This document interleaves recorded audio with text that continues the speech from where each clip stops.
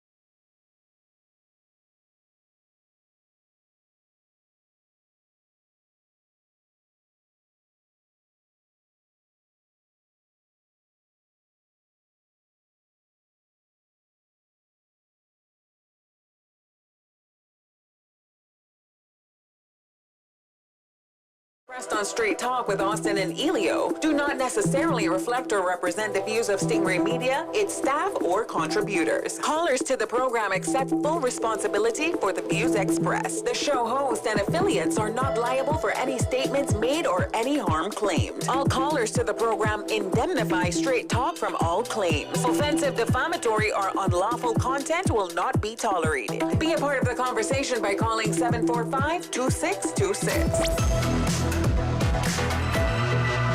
Now, here's Straight Talk with Austin and Ellio on Bobo 103.1. And happy Friday, K-Man, and welcome to Straight Talk. I'm your host, Austin Harris. And I'm Ellio Solomon. And how are you doing today, Austin? I am fantastic, Ellio. Happy Friday to you. Trust you had a great day. Oh, yeah. It was one of those great days. Can't complain. Wonderful. Well, good evening and welcome to another episode of Straight Talk here on Bobo 103.1 on your radio dial, and simulcasting live over YouTube and Instagram at Straight Talk Radio Show.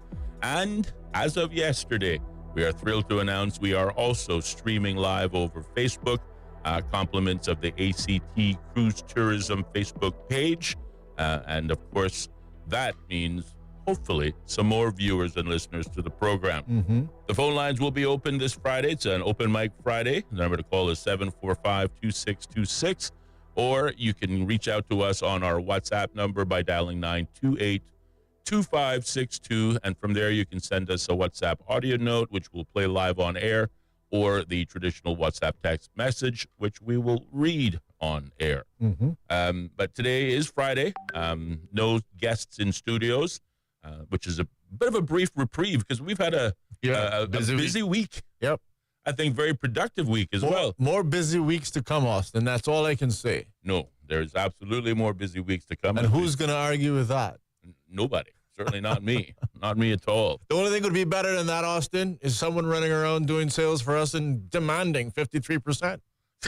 Leaving us with a measly 47%. I mean, goodness gracious, what are we going to do? We might as well just throw that away. I mean, what's 47%? Yeah, no marketing, no base pay, nothing. Nothing. Yay. Nothing. We'll take it. We'll take it. No kidding. As long as I got a contract that allows me to exit when I need to, I am happy to do that. In case you're out there looking at a job, and complaining about cruise tourism. That's right. Go for it. We'll give you 53%. We'll give you 53%.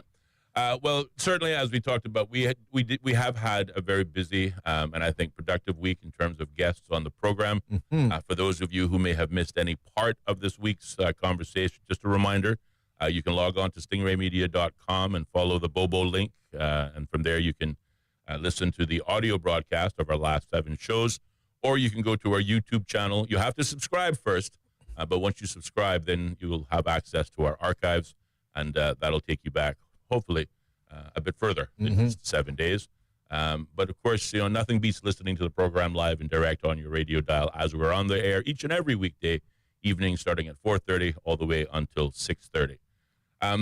But today in particular, I want us to spend a little time, with your permission, re-examining what I thought was our groundbreaking discussion with leading local lawyer Tony Travers on Monday. Which, of course, we had it before that.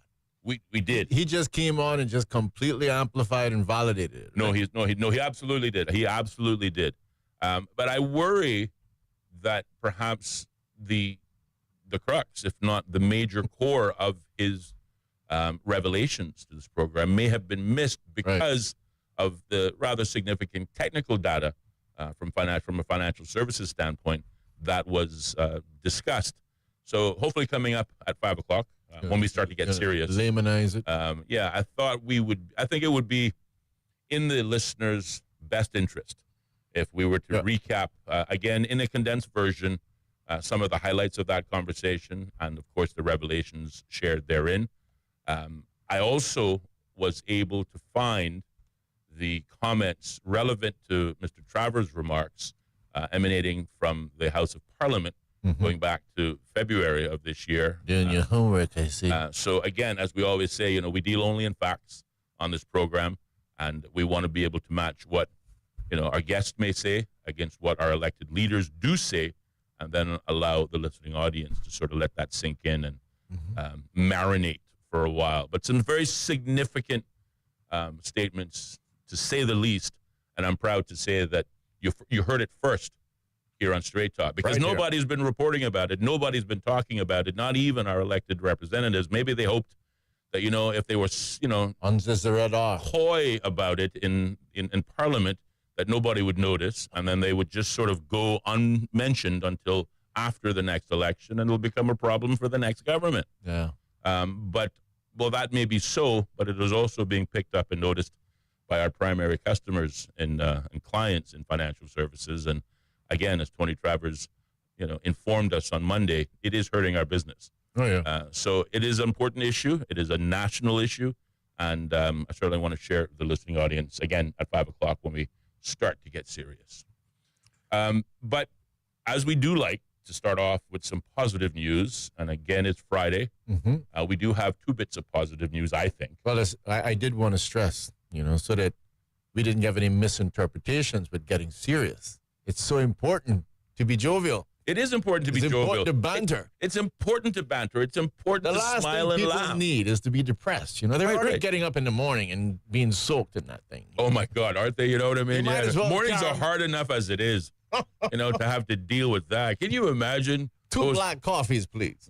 Quite right. 2 black coffees at least, and maybe a little old-fashioned to wash it all down with at 7 a.m. in the morning. Sometimes you need that. No, you're absolutely right. We try to bring, the relevant topics, but there's no reason why we can't have fun while doing it. A little spoonful of sugar. A little spoonful of sugar, quite right. Spoonful of sugar help the medicine go down. Best movie, Mary Poppins. Love it. Back when movies, we look back on that and go, my God, that was really crappy. I mean, what? Can't you see the wires? Yeah. There was no, what do they call it now? CGI. None of that. No, it was all original theater with just a camera, 35 millimeter camera shooting those. But no green rooms, nothing. No green rooms or nothing. But they were classics, man. Mary Poppins, absolute classics. You can still hear it today. And they came in. Do you remember? Those Disney movies came in a big box. They had the VHS tape was in there. Sometimes it was Betamax, so it was smaller. Or, again, the young people have no idea what we're talking about. Oh, VHS, what's that? But it's not even just the VHF video in a regular sleeve, but it came in its own plastic covering that, almost was hermetically sealed. You would hear the pop the seal when you opened it. Right. The cover was glossy, and it just enticed you to, you want to watch that movie. I remember those days. I am old, but I do remember it. See, the young people will just never be able to appreciate where we came from. They have no idea what we're talking about. I remember, here are some of the challenges I had, right? You had that song that came on the little cassette tape. And then, first of all, sometimes you got this radio that couldn't rewind. You ever go one of them? Yes. So you had to use the pencil to rewind the actual cassette. Yep. Or you'd play it on one side and then flip it over so that you could be playing it forward on that one and rewinding the other one. Yes. And then, of course, your favorite song eventually got worn out because the tape stretched. It did. You don't get that with CDs. You don't get that with CDs at all. Again, kiddies, this was going back to the days where we had to get up off the couch to go to the TV and change the channel and then get back on the couch. Yeah. There was some activity even in lounging. Even watching TV. There was a workout. There was a workout. Quite right. And if you ever had one of those TVs with a bad antenna, that was even more of a workout. That was even more of a workout. Stay there, Austin. Don't move. Stay there. Don't move. The reception's perfect now. So we got a call on the line. Maybe they want to share in a moment of nostalgia. Let's take the call. Good evening, caller. You're on the air. Happy Friday. Hey, Austin and Ellio. Hey, how are you? Good. Oh, not bad, man. Boy, I tell you, I've been doing some reading today in relation to the tariffs. Oh yes, Donald Trump, the man. I've been sort of prepared for something like that. Oh really? You saw it coming, did you? Yeah, man. I mean, I got my little plans. Okay. Mm-hmm. And I definitely ain't spending, unnecessarily, definitely not. Okay. But, so tell us, what did you read today? Yes, I'm dying to hear. I read heard about your good friend, what the good friend said in the Compass too, Miss Marla Dukeran. Oh, yeah? What'd you hear about her? What did she say in the Compass? And he laughed. That's concerning the tariffs and sort of, Oh, Lord. Yeah. A professional opinion man. on that as well? You got to get your Compass, man, your Friday, and check it out. And Sound like you're working for the Compass now. come on, man, you gotta arm yourself with the Compass. What was that old advertisement? The guy would start talking all sorts of stuff, and then when you ask for more detail, read the book. Read the book. Read the book. Read the book. Look it up. Yeah, talking about this. I got it right in the front of me. Saying some things. Ms. Marla agrees that price increases are inevitable. Ah, yes. I think while we may anticipate legitimate trade friction and tariff-driven imported inflation, we have to also be on the alert for those profiteering in this phenomenon as obtained during the pandemic, she said. Mm-hmm.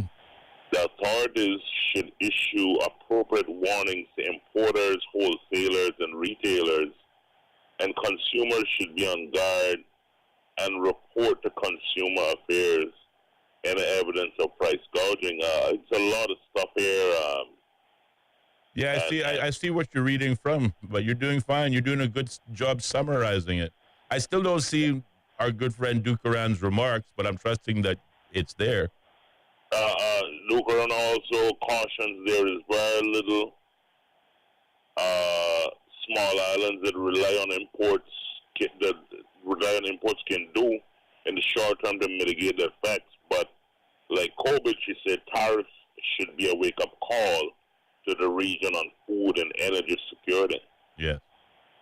We have been there before, and did we learn during the pandemic? We talked about greater levels of regional cooperation, especially as it relates to food, and there is a CARICOM initiative on the way, but I am not sure we made sufficient progress. In the longer term, we need to prioritize greater food and fuel self-sufficiency as a region. Without that, we're stuck. So the tariffs and the trade wars and the beneficial ownership stuff, I just like to talk about it. I mean, it's very interesting to me. Mm-hmm.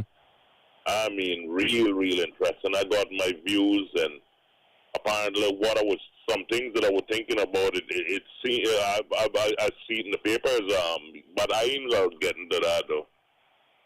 I ain't gonna get into that because that's a heavy thing, my friend. Are we on the same hymnal here, Mr. Harris? Have you found what he's saying? I have found what he's talking about. It's an article that appeared in today's Cayman Compass under the headline, The Trump Effect.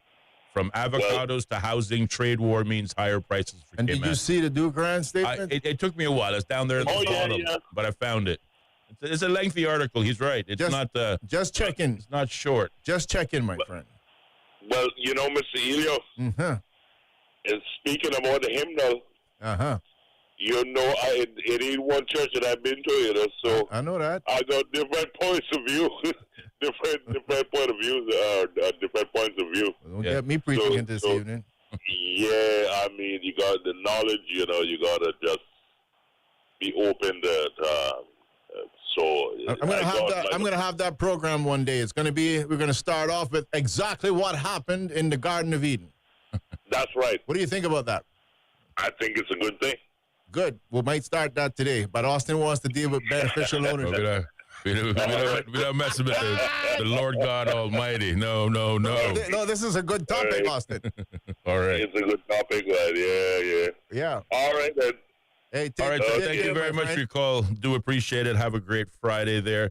No, obviously referring to the Trump's, again, tariffs on Canada, tariffs on Mexico, the threats thereof that have been tossed around by Donald Trump, and, of course, the anticipated impact that, we are going to see prices rise. Mm-hmm. Cayman imports, over 90% of all that it consumes in this country, largely from the U.S.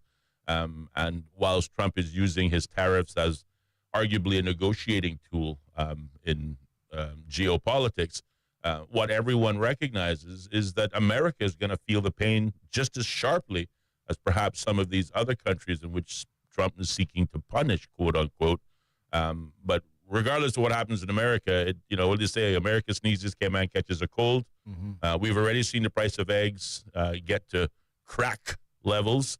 It's the new drug, and they're white, so it makes perfect sense. You see people in the corner now, hey, want to buy some eggs? I got 3 for $5. There's a couple of gray and black eggs, but they're not selling well. They're not selling very well, but hey, in the land of none, even the black ones sound tasty as well. So again, that's what the caller was referring to. And we can touch on it certainly again, but that's a more serious, rather depressing conversation reserved for after 5 o'clock, wouldn't you say? Hey, listen, you take the lead on it. We already had a plan. We shan't let my friend call in here and throw us off today, Austin. No, he didn't throw us off. It was good. I just want to say thank you very much for the call. We do appreciate it. He's new. Well, I think it's the second time calling. He called once before. Yeah, I only heard him today, but anyway. No, he called once before. I remember. He's a I've known that guy. He's for a memorable long time. fella. I don't remember him calling in, but if you say so. I believe he called in one time, but he can call up a third time and tell us whether this is the first call or not. Well, but I believe this was the first time I heard him. But anyway, it's good to hear from him, another person calling in, at least from my perspective. Well, as I know, my dear friend multitasks very well, and oftentimes you could be sitting 3 feet from him, having an entire conversation, and he'll look up and go, "What? No, I don't want. No, thanks. Sorry, I don't want a beer. What? Who said anything about a beer?" Anyway, some good news. Tourism ideas grants given out to 14 people. Some of you in the listening audience may remember a project scheme that was proposed under the ministry. I believe it was the Ministry of Tourism. I believe it was the Honorable Deputy Premier and Minister of Financial Service, Minister of Tourism, excuse me. I got financial services in the brain today. Don't worry about it. Minister of Tourism, Kenneth Bryan, who first proposed the notion of the Visitor Experience Development Grant Program. It was launched by the Ministry of Tourism to diversify the range of tourism experiences available to both cruise and stayover visitors in the Cayman Islands.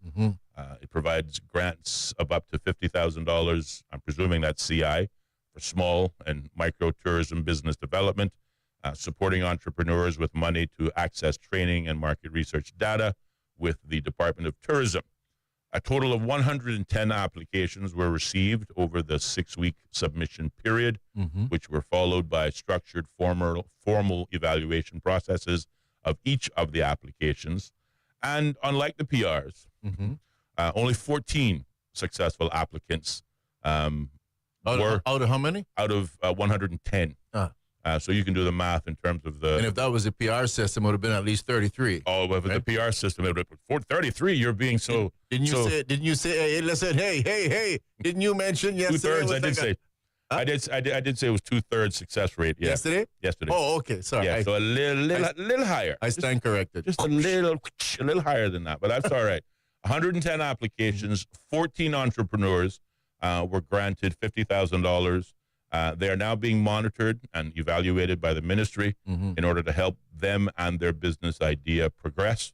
And certainly we'll want to congratulate those 14, presumably Caymanian innovators. That is good. Entrepreneurs. Hey, think of it.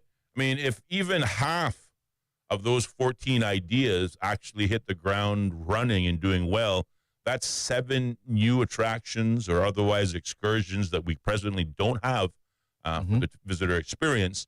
And that certainly is, to the article's point, it benefits both stayover and cruise. Everyone. Well, certainly cruise, if they start coming again, it would certainly benefit them. But I just want to say congratulations to those 14 applicants. The article doesn't go into detail in terms of who they were or what the innovative ideas were. Again, I suspect they're going to, apply the theoretical and see if it works in the actual world, real world, obviously with some support from the Ministry of Tourism. And we wish those 14 endeavors and those respective Caymanian entrepreneurs very well. Would love to see all 14 succeed, but again, if only half of them succeed, that is still 7 more new attractions than we had yesterday. Yeah. So congratulations. I think that's wonderful news. congratulations to those Cayman and those companies that applied. It doesn't state whether the remaining applications just didn't fit the mark or they're still processing, considering. I don't know. It didn't really go into much detail. But I would hope there's still some hope for some of the other applicants. But if anything, even losing is a learning experience. You know. But see, that's the thing, though. You know, amongst other things, I mentioned this the other day. It's one of the good things about cruise is that it's so easy. The entry into the business is very easy. You can see if you're going to get into stayovers. You know, I mean, you and I aren't. Just to be honest, Austin. Yeah. We will not be building the Hyatt tomorrow. We will not be. Not right now. Not on 47%. I can see it. 53% maybe, but not 47%. 47% just not going to cut it. So, you know, the entry is pretty easy. You know, I mean, technically, it's not really making a big deal. I mean, we have someone, we all know, right on the waterfront with a shopping cart with coconuts in it. Yes. And let's just be straight. That's not a big startup. It's not a big startup. He might climb your tree. Yes. Because he's climbed mine before. Yes. And I'm happy. Hey, if you're not using the coconuts, let's give the coconut. If you're going to go up there, just bring down 2 or 3 for me and you can take the rest. And I'm just using it to show you legitimately how easy the entry is. Yeah. You know, shopping cart, coconuts, and you're sitting there. I don't know what he's charging for the coconut, but let's say $1, $2, $3. Whatever. You know, you're making money. He is. And He again, did he put up a website? Nope. Is he marketing somewhere? Nope. Not this guy. Right. And so even if you had it for $3 and you end up only making $1.75, I think you still got a pretty good deal. I think he's still ahead of the game. So Still ahead of the game. No, absolutely. You're absolutely right. I certainly want to, congratulate. That's a very good point. You know, whether it's a little bitty idea or a little bigly idea, in the words of the great Donald Trump, the bigly, it's the idea that matters, and applying yourself and putting yourself out there. You know, sometimes we know this, and the put yourself at risk a little bit, and, Yeah, and the fact that somebody's already doing the advertisement for you, and they're bringing them to your business. Yes. It's like, by the way, I'm selling coconuts. Can you bring them here? Right. And it's no difference if you were doing that in East End, where a tour bus is going to stop on the side of the road. Yes. And let them buy your stuff. Right. It's that easy. It is. Why do you not want to deal with that? I don't know. Sounds good to me. Yeah, it certainly does sound good to me as well. And again, I'm particularly hopeful. Look forward to learning what those new ideas were. And of course, above that, obviously, I'm very hopeful, and I'll include you in my prayers, that those 14 ideas actually see their way. All be successful. All the way to success, absolutely. But yeah, and congrats to the minister on that one. I wasn't aware of that, Austin. Yes. We even had him in here and we didn't talk about it, but that was great. Yes. If you can help one Caymanian, you've done well. In that case, it sounds like you've at least helped 14 families, I might add. That's right. It's 14 persons, 14 families. Yes. Sounds great. It does sound good. 4:55 in time in studios, giving us about 4 minutes before we have to go off to the 5 o'clock BBC News. And get serious. But one more. Another bit of good news. It's a bit of controversial news, but I think it's good news. It's in today's Compass. Actually, it's in all the media houses. It says solar power study released after lengthy open records push. Following years of pressure, a report by the utility watchdog Ofreg recommending how much customers should be paid for generating solar power for national use has been released more than 2 years after it was produced. The report, entitled The Value of Solar Study, was launched by Ofreg in 2022 with the purpose of determining how much consumers should be paid for generating their own solar power, such as installing solar tiles on their roofs and selling it back to the power grid. Announcing the launch of the study, Ofreg said it would provide greater certainty for customers who were planning on investing in solar power generation. Now, again, I think it's a good report. I'm glad it's being released to the public. I remember chatting with persons who had seen it, but obviously because of the restrictions could not share it. This release, as I understand it, comes following a decision made by Ofreg following a Freedom of Information request by your friend and mine, Mr. James Whitaker, president of the Cayman Renewable Energy Association, or CREA, and a subsequent complaint made by Whitaker to the ombudsman. Basically, again, here's a businessman, obviously in the solar renewable energy sector, saying this is a study that has, educational value to the people of the Cayman Islands. Why are you sitting on it? Why are you hanging on to it? As a regulator, what is the point that justifies you to keeping it secret? And, well, I think the only point would be that it would protect CUC, frankly, from criticism.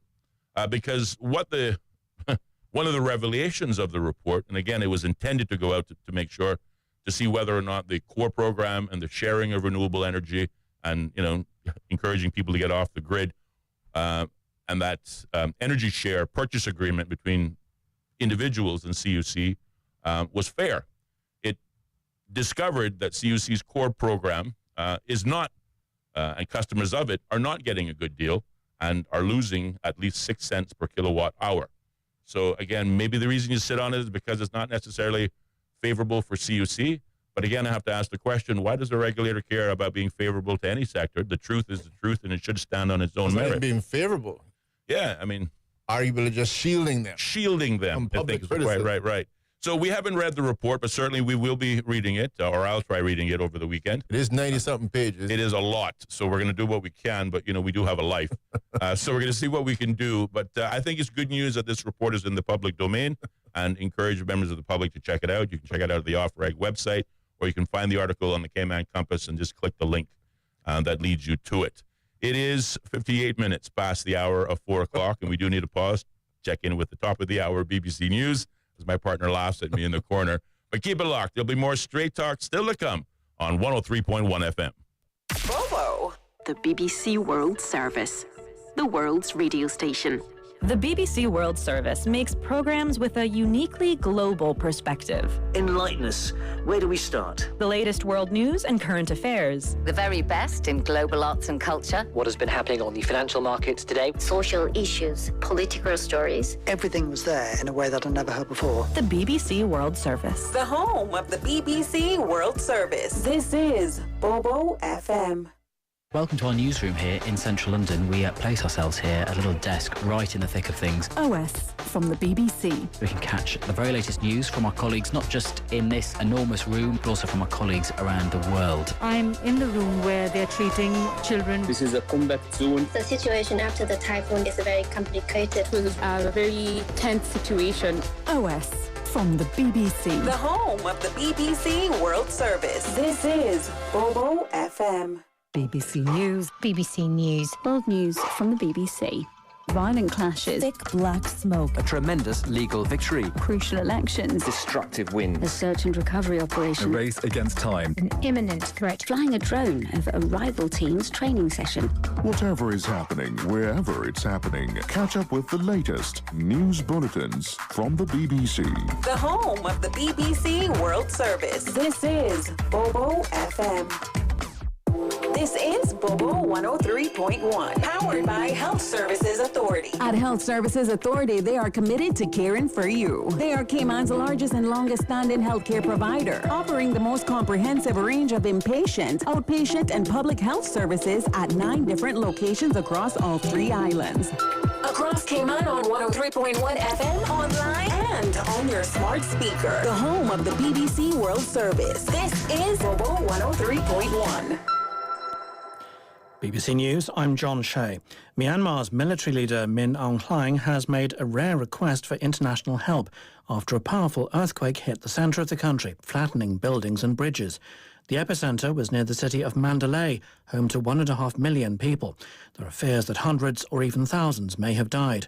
So Win Tan from the BBC Burmese service says it's difficult to get in touch with people in Myanmar. The communications in Myanmar at best of time is already very difficult. Internet has been patchy, and then the regime itself has banned internet in several townships because of this ongoing civil war. So we have tried to call to different places, like phone lines did not get through. Even the family members, some people, some friends, they try to get to. But then some areas, the internet still works, where the local population would film and then they post online. Rescuers in Thailand have been working through the night using floodlights and drones to try to locate dozens of people who are trapped under the rubble of a high-rise building in Bangkok. The skyscraper, which was under construction, collapsed as tremors from the earthquake in Myanmar reached the city. The BBC's Arunade Mukherjee is in Bangkok. We're still seeing a stream of emergency vehicles coming in, some of them going out, but not too much communication from the authorities about what exactly is happening. 2 other buildings here in the city of Bangkok have been evacuated after they were identified to be unsafe by the authorities here. They've said that engineers will now be going ahead and scanning and auditing other buildings to see how safe they really are. The US Vice President J.D. Vance has accused Denmark of underinvesting in the security of Greenland and leaving it vulnerable. He was speaking at a remote US military base on a trip to the semi-autonomous Danish territory, which was publicly billed as a chance to get briefed on Arctic security. Danny Aberhart has more details. J.D. Vance chose the United States' most northerly military base, Pitufik, to give America's Danish allies a dressing down. Denmark, he said, had not done a good job by the people of Greenland. He set out the scenario Washington hopes will develop. First, Greenlanders would vote for independence, something they broadly support, although not necessarily in the short term. Secondly, they'd choose to, as Mr. Vance put it, partner with the US. He said that would be good for Greenland's security and economic development. His words will get us frostier reception in Copenhagen as the air in Pitufik. The Israeli Prime Minister Benjamin Netanyahu has said the army will strike everywhere in Lebanon against any threat. Israel's military said it had hit a Hezbollah target on Friday in southern Beirut after 2 rockets were fired from Lebanon towards Israel. Hezbollah has denied any involvement. The office of the Lebanese president said Israel's attack was a violation of the ceasefire. World News from the BBC. The Canadian Prime Minister Mark Carney says he's told Donald Trump that Ottawa will impose retaliatory tariffs on American goods from early April. The 2 leaders held their first call since Mr. Carney took office earlier this month. Speaking at the White House, Mr. Trump, who's controversially suggested Canada become the 51st state, was positive about the call. We had a very, very good talk. He's going through an election now, and we'll see what happens. But we have Liberation Day, as you know, on April 2nd, because, and I'm not referring to Canada, but many countries have taken advantage of us, the likes of which nobody even thought was possible for many, many decades. And, you know, that has to stop. We're going to end up with a very good relationship with Canada and a lot of the other countries. Some we probably won't. It won't be so pleasant. The Ukrainian President Volodymyr Zelensky says his government is scrutinizing the text of the latest minerals deal it's received from the United States. He described it as an entirely different document from the earlier framework agreement reached with the Trump administration to ensure continued US support. Mr. Zelensky said it included many things that had not been discussed, as well as some things that had already been thrown out. Sweden's foreign minister says a Swedish journalist has been detained upon arrival in Turkey, where he was to report on continuing anti-government protests. Joachim Medin, who works for the newspaper Dagens etc., has been in custody since his arrest on Thursday. His detention comes a day after the Turkish authorities detained and then deported the BBC correspondent Mark Lowen. The School of Public Health at Harvard University in the United States has suspended a research partnership with Birzeit University in the occupied West Bank. Harvard said a review body had made the decision after receiving a letter from nearly 30 Republican lawmakers demanding that it sever ties with the Palestinian institution. And that's the latest BBC World News. Views and opinions expressed on Straight Talk with Austin and Ellio do not necessarily reflect or represent the views of Stingray Media, its staff, or contributors. Callers to the program accept full responsibility for the views expressed. The show host and affiliates are not liable for any statements made or any harm claimed. All callers to the program indemnify Straight Talk from all claims. Offensive, defamatory, or unlawful content will not be tolerated. Be a part of the conversation by calling 745-2626. Now, here's Straight Talk with Austin and Ellio on Bobo 103.1. And welcome back, man, to more Straight Talk here on Bobo 103.1 FM. We're your host, Ellio Solomon, myself, Austin Harris. The phone lines are open, 745-2626, or you can reach out to us on WhatsApp at 928-2562. And from there, you can send us a traditional WhatsApp audio note, or a traditional WhatsApp text message. You think I say that enough times during the course of the day that I wouldn't get tongue-tied? I told you when this happens, you say, first day with my new mouth. First day with my new mouth, quite right. I think I got that from you years ago, you know. The lips haven't passed the warranty period yet. They don't got the necessary mileage on it, so, you got to start them slow. Anyway, so it's 5 o'clock, 7 minutes past the hour of 5 o'clock. Now to get down to business. Aren't you excited? I am excited as well. Again, I want to thank our Monday guest, Tony Travers, if he's got his ears on, for joining us and sharing really what was an excellent summary on the ongoing beneficial ownership saga that we've been, dealing with, struggling with here in the Cayman Islands for at least 20 years, maybe longer. I also want to thank my colleague Ellio because, you got to give, credit where credit is due.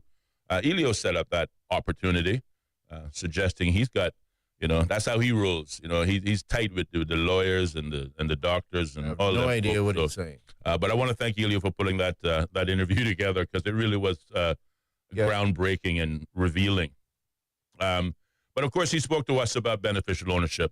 But more importantly, he shared what I consider to be a shocking revelation, and that is that we've now entered into a regime of public beneficial ownership, whereas prior to February, we had a private beneficial ownership regime with all of the relevant authorities having access to not some, as he pointed out to you, but all the information on Cayman beneficial ownership, but of course limiting it to those persons that are making serious cases of money laundering or otherwise, not fishing expeditions. And as we see on this program, we don't deal in gotcha moments, nor do we address imaginary concerns, nor do we seek to spread malicious rumors. We deal only in facts. And to prove that, I want our listeners to hear what is a condensed version of that 2-hour really high-impact discussion we had with Tony Travers, and allow some of the truths that he shared with us to sink in. So here's a recap of what we discussed on Monday this week for your benefit in case you missed it. We chatted a couple of weeks ago. There was an article that appeared in the Compass talking about beneficial ownership. And again, this legislation would be coming into effect, I think, around the end of February. And so we've asked Mr. Anthony Travers, Mr. Tony Travers, and we want to get a little bit of understanding about that. In around 2000, the Cayman Islands signed up for the OECD initiative to say that we would have transparency. That didn't answer the criticisms of the high-tax campaigners. So now we have reactive reporting, we have automatic reporting.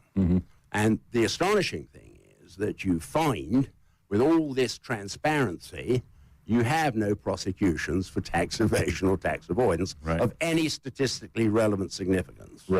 Now, the Financial Action Task Force is a subsidiary of the OECD, also based in Paris, France. And the agenda was to make life as difficult as possible for offshore financial centers, which they saw to be in competition. So the belief in Europe, and we've seen this from the European Commission and the FATF and the OECD, is that somehow capital flows moving through the Cayman Islands are eroding, or as the OECD used the word, poaching the tax base in Europe. That's complete nonsense because Cayman Islands has never been approved with a passport under the AIFMD for cross-border marketing in Europe. We don't really market. There are some Cayman Island funds that are marketed in Europe, but they're marketed under old private placement regimes. It's not that easy to do. And I think when I last looked, less than 6% of the total value passing in through Cayman open-ended and closed-ended funds actually is attributable to EU investment. So the EU position in terms of economics is based on a fallacy. And so I think to them, having a jurisdiction like the Cayman Islands, which functions extremely comfortably and generates $1 billion a year in revenue for, let's face it, 35, you tell me, 40,000 Caymanians? Yeah, something like that. Yeah, I think that I think that is a huge embarrassment in the European Union and explains the constant wave of regulation, and I would say unnecessary regulation, that has been forced upon us through the mechanism of, and I say unjustifiably through the mechanism of blacklist. Now, the European Commission, which is actually unto itself It's a non-accountable body. Very few people actually realize the European Commission appoints the European Commission. That's helpful. There's no democratic process. So, yes, people say you have a European Union Parliament, but they have no authority. So the European Commission decide amongst themselves that there should be public access in Europe to all private information, in contravention of the European Convention on Human Rights and in contravention of the data protection policy. And that goes to court in Europe. 2 years ago, there's a case called Sovim. And the European Court of Justice strikes down the European Commission directive and says no. Unconstitutional? It's unconstitutional. And there is a right to privacy under the European Convention on Human Rights and data protection, which cannot be overridden. That dispute remains in Europe to this day. It hasn't been resolved because the European Commission have no statutory authority under the European Union constitutional documentation to legislate for an individual country. They can make recommendations through directives supposed to be imposed into law, but in actual fact, you find across Europe a complete discrepancy. For example, Italy, Latvia, and Hungary have no beneficial ownership register. Germany has one, apparently open to the public. Right. So complete confusion in Europe. But it's certainly not a global standard as one would otherwise have you believe. We are absolutely getting to the point, Austin, that you've just made, that it is not a global standard. Quite correct. In America, where there is no beneficial ownership registry whatsoever, they introduced a year or so ago, 23 I think, the Corporate Transparency Act, which come the Trump administration has just been suspended by Scott Bessent, the new Treasury Secretary, and will not go into effect for U.S. domestic corporations. Most recent part of the initiative, which was to open our beneficial ownership registry to public scrutiny, admittedly through the means of something called an interested person, which includes a journalist, none of which is defined.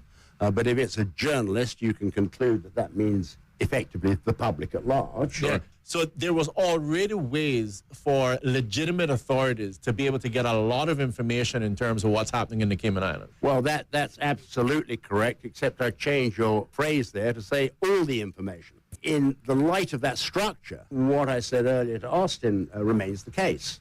There appears to have been no statistically relevant information obtained that has led to any significant prosecutions for money laundering, criminal activity, tax evasion, or tax avoidance. The question is, what problem are we solving for? Precisely what I was going to say is... Well, there you go. So hopefully that helps a little bit. But let's, look at it a little closer. What did he just say to us? We talked about beneficial ownership making the monumental leap from a private regime available to relevant law enforcement authorities to adding to the list of persons who can view that list and that information to journalists, media representatives. Interested persons. And I want you to think about, in today's digital age, where everybody and their uncle has a social media platform, we're not just talking about the Newsweeks and the Wall Street Journals, the Times, the Financial Times, the Guardian. Yeah, those are the big names we know. And I'm sure they're going to pick up on it at some point in time. But we're also talking about the O'Reilly factor and, some of the unknown, wired, whatnot, social media commentators. All of those are considered media and journalists, i.e. interested persons. So it's very, very broad. And these are persons who can now access the beneficial ownership regime in the Cayman Islands. The other thing is, of course, a salient point that he made, the constitutional right to privacy, combined with the Data Protection Act in the UK, according to the European Court of Justice, cannot be overwritten. So the rules that the UK, through the European Commission, want to have imposed on its own British overseas territory, i.e. the Cayman Islands, are rules that cannot fly on the continent of Europe. Can't. But for some strange reason, we in the Cayman Islands must adhere to this. So I think that is also rather significant, that mother despises her child so much that they impose rules. It's a situation of do as I say, not as I do type of thing. You know, and I think that is... only a mother could love her child that much, Austin. Yeah. Only a mother could, yeah, quite right. A cruel mother. Yeah. And here is why the UK says beneficial ownership must happen in Cayman. And that is because Cayman is creating unfair tax practices that would otherwise deprive the UK and the European Union of taxes from their own corporations. But again, as Mr. Travers pointed out, not only does the Cayman Islands not have the licensing requirements in order to market our Cayman-based funds in Europe, but of the overall European market in terms of funds that are coming either invested in the Cayman Islands, instruments that are operated in the Cayman Islands, or transactions that are conducted through the Cayman Islands, only about 6% of that actually exists on the continent of Europe. So therefore, it is, as it has been stated, that this beneficial ownership, public beneficial ownership platform is largely political based, but it is a case of, well, the Cayman Islands is doing a job in financial services that is arguably better than it is anywhere in the world, and the rest of the world is a bit jealous, and, you know, they want a piece of the action. My problem is that this piece of the action may very well signal the death knell of this island, because as it is oftentimes pointed out, you know, financial services is a major contributor to the, you know, economy of the Cayman Islands, certainly to the government coffers, at least at the first quarter of every year. It, you know, it adds, what, $500 million to the government coffers. And that allows us to, well, do a variety of things. Right. But you take that away, and again, Mr. Travers, I didn't include it in that clip because it was a bit lengthy, but even in that clip, he told us that the bank balances in the Cayman Islands, recorded registered balances of all the financial services firm, if you were to take it in one lump sum, fell from $5 billion to $1 billion, just over $1 billion. So we've lost business.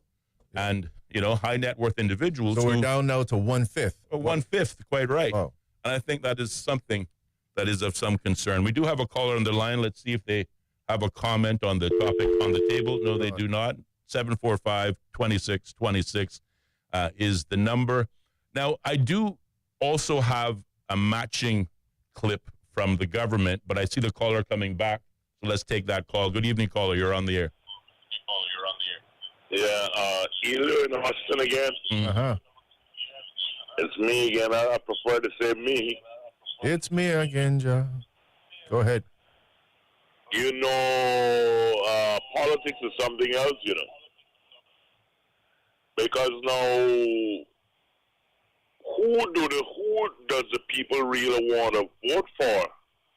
Because now, if they can't address the issues with the OECD, the tariffs,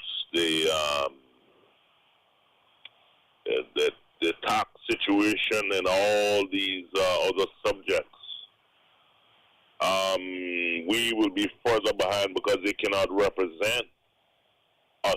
But who do we want to vote for, and what direction do we want to go in? And that's all I got to say. All right. Thank you very much. Well, you know, I don't want to put too fine a point on it, but to the caller's remarks, have you heard of any of our politicians telling us that we're now in a public beneficial regime? Have you seen any headlines in the papers that have announced this fact? No, and again, this is why when I brought it up initially, I did that because I'm saying, hold on a second. Yeah. February 28th, because we start on the 10th, and I'm saying this is out here now, and why isn't this being discussed? This is a major issue. It is a huge issue. You know, it is a massive issue, and I dare say the country has yet to feel the full effect of what is coming down that pipeline. Yeah. But we share this in the broader context of what we oftentimes talk about. That is the big picture. And what are some of the big picture items we're talking about? Well, the caller just identified probably the first one. We're preparing to go to the polls on April 30th to elect leadership that we can trust and otherwise depend on to have our back. But we are now face to face with an issue that's probably one of the largest, you know, in our economic scale, And we haven't heard, to quote a politician's phrase, "Quehen," from Parliament about any of this. Yeah.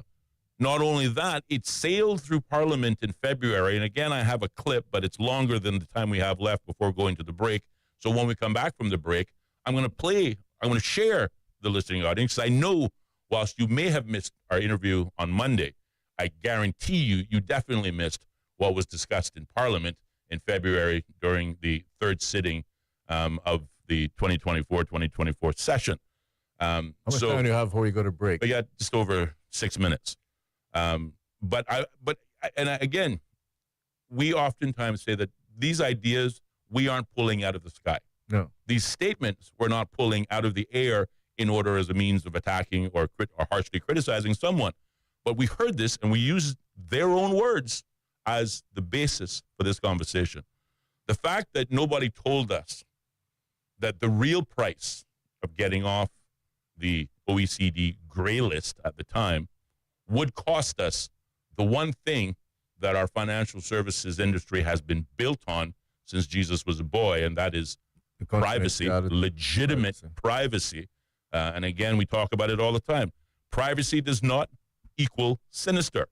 You demand privacy for your bank accounts. You demand privacy for your medical records. You demand privacy in your own home and dealing. You don't want the government sticky fingers anywhere near all of that, nor do you want any of these details published in the public domain.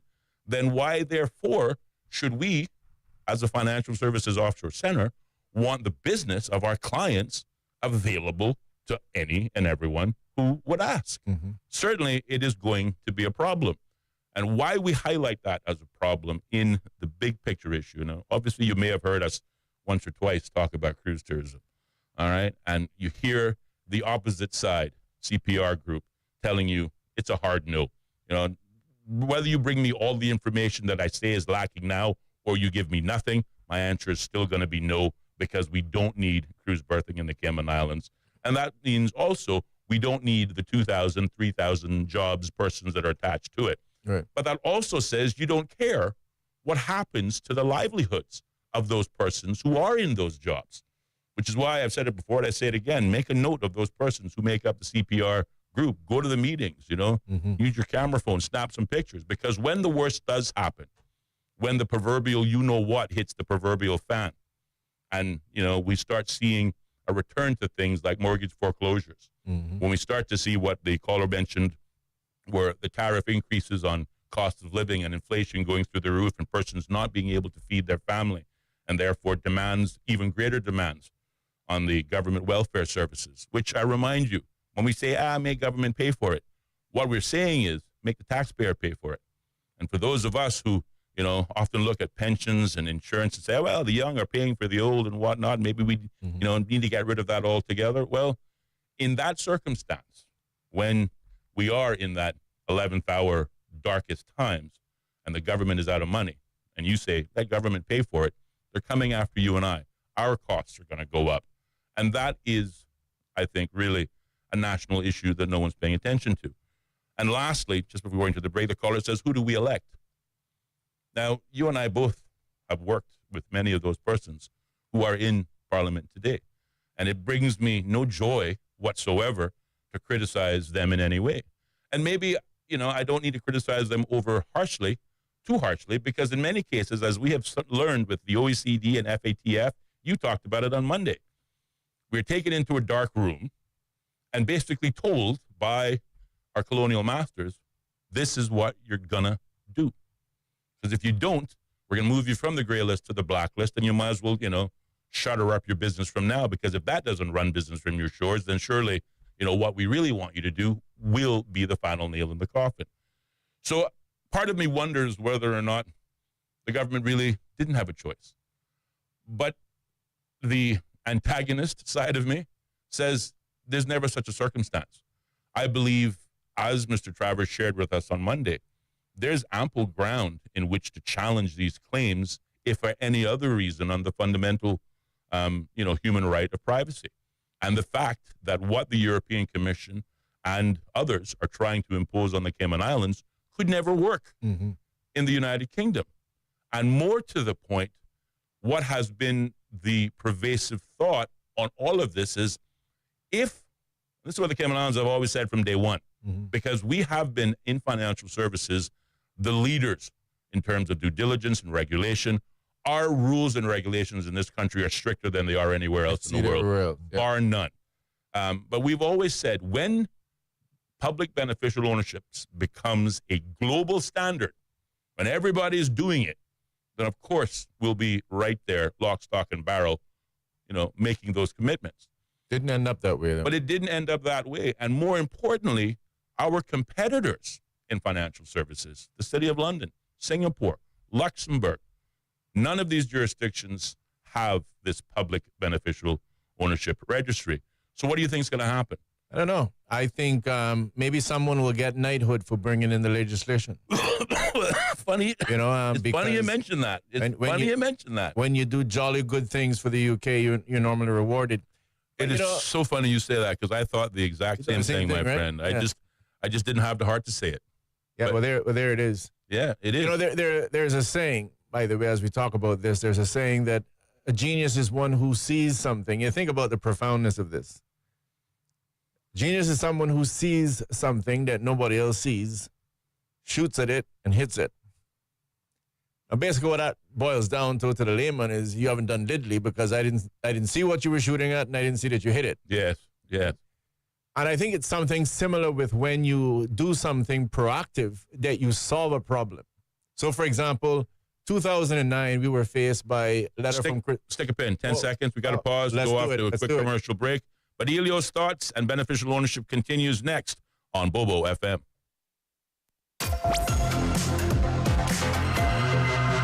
More Straight Talk with Austin and Ellio coming up. Be a part of the conversation by calling 745-2626. Bobo 103.1.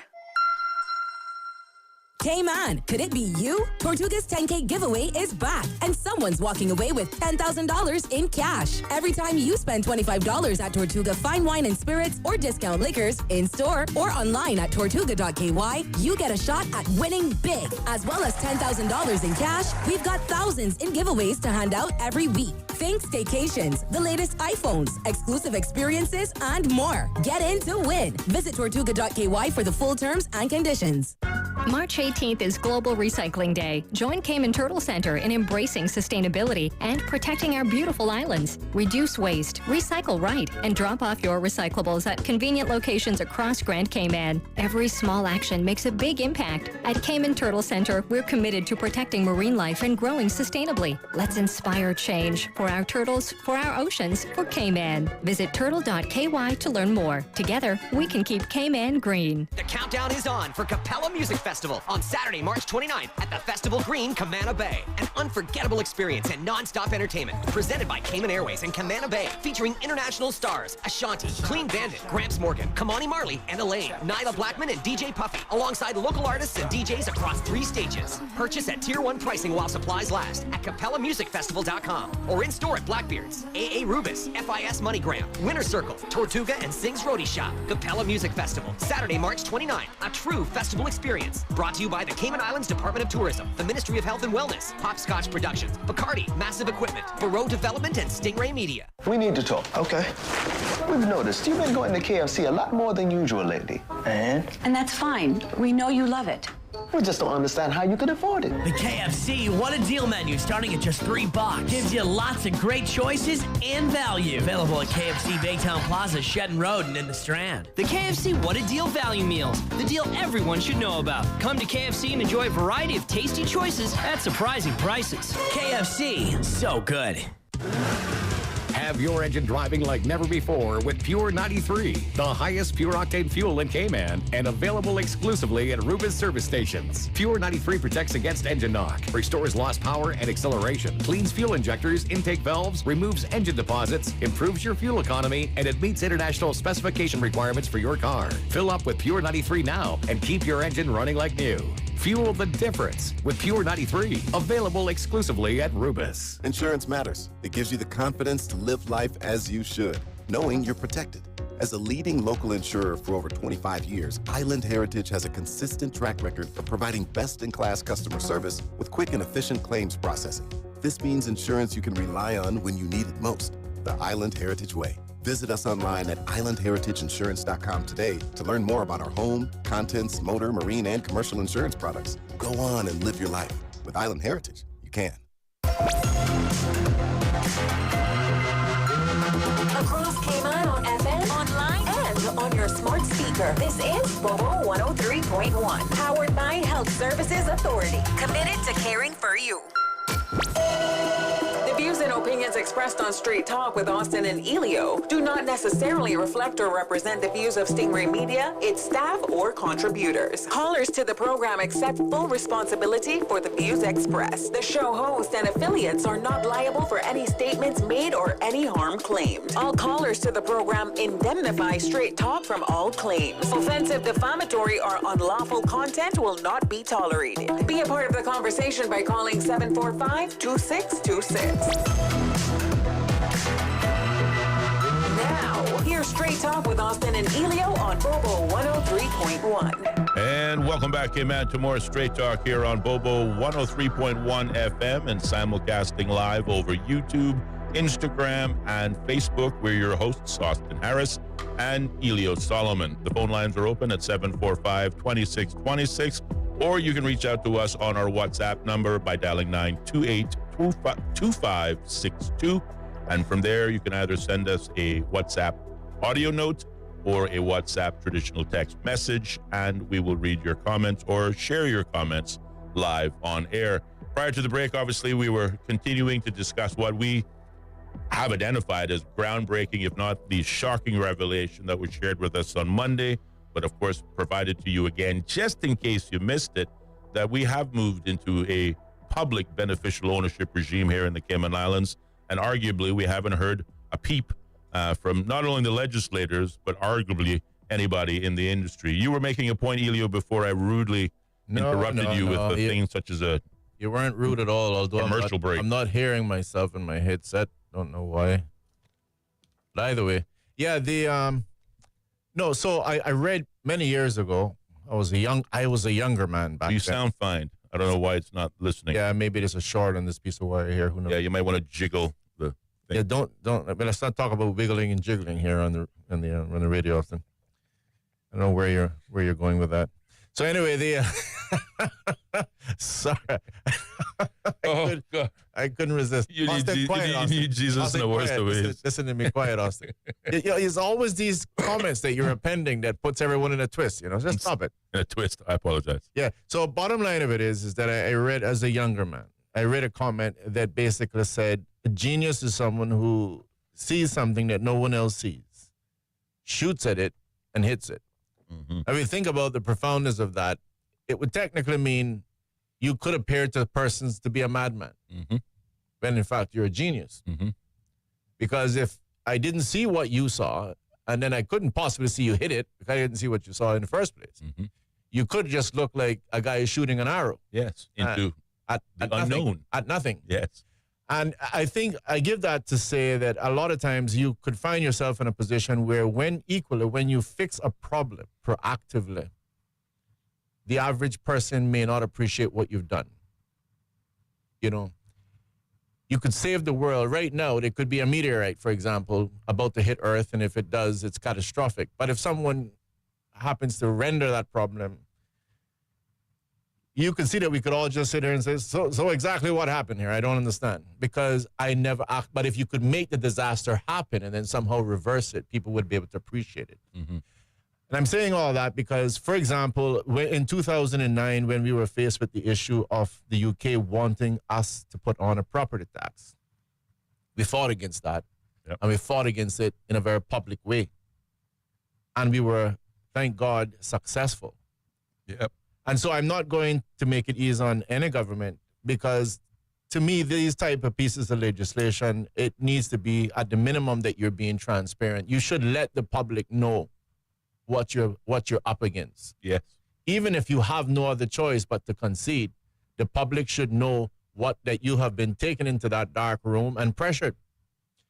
And so in this particular case, again, I will remind persons that this is a case of when this was being brought to the parliament, it was a case that it didn't have enough time for the public to actually give their input. Mm-hmm. And the minister and some others at the same time were saying, there's been a lot of discussion on this in the past. And I take this very, very serious because, again, back on the topic of cruise tourism, this is the same minister, same persons who are saying, no, we can't bring this referendum. We can't give the people a voice and give them a chance to vote because it hasn't had enough time for the public to give their input. But yet something as serious as this let's put it this way, we really don't know what the ramifications are going to be. Yes. That is so serious, but yet, no public consultation required. Good point. Let me use the words of the Auditor General. Her name eludes me at the moment. Sue Winspear. That's it. Thank you, Austin. You're right on the ball.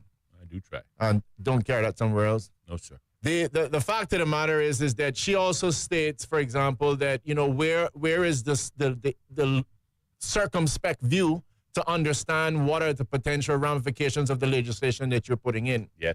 And she's not just talking about that from a financial position, although this, I can assure you, has potentially some significant ramifications. Yes. And just to highlight it to the point that you make about privacy, again, just because it's privacy doesn't mean it's sinister. Just because you close your bedroom curtain doesn't mean that you're doing something wrong in there. You just want your privacy. Yep.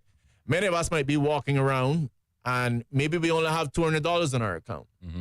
And you for some strange reason, nobody knows why, you might not want everyone to know that you only have $200 in your account. Mm-hmm. Yeah. It's as simple as that. It is. As well as you could have 200 million and not want anyone to know that either. For the same reason. Or for slightly different reasons. One might just embarrass the hell out of you, and the other one might get you killed. Yeah. Yeah.